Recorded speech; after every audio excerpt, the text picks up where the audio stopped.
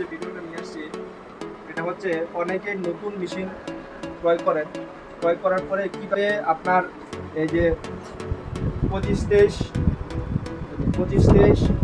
তারপর হচ্ছে 63 মানে এই জাতীয় সুডো সিরিজের যত মডেল আছে কীভাবে আপনারা কালি চেঞ্জ করবেন এটার একটা আপনাদেরকে আমি ভিডিও নিয়ে এসেছি।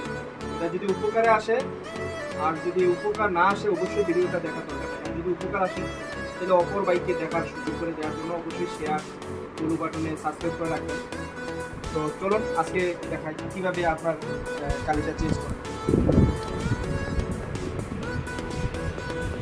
মেশিনটা এখন আমি চালু করলাম।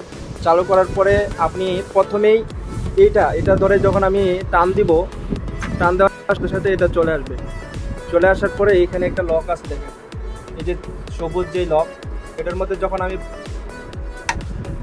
চাপ দিব, চাপ দেওয়ার সাথে সাথে আমার এটা চলে আসবে। এই যে দেখেন, এই যে চলে আসছে। চলে আসার পরে আপনারা যদি পুরাটা চেঞ্জ করে ফেলেন তাইলে এটা আর কিচ্ছু করার দরকার নেই। আর যদি মনে করেন যে না আমি এটা দিয়ে আবার চালাবো, সেই ক্ষেত্রে এইখানে একটা ঢাকনা আছে।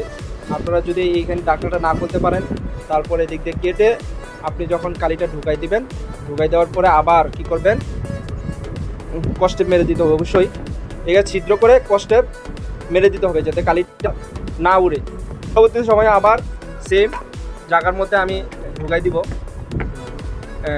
এই যেভাবে আমরা ঢুকাই দেব, ঢুকাই দেওয়ার সাথে সাথে আবার মেশিন চালু হয়ে যাবে। এই যে এরকম ভিডিও পেতে আমাদের পাশেই। ধন্যবাদ সবাই।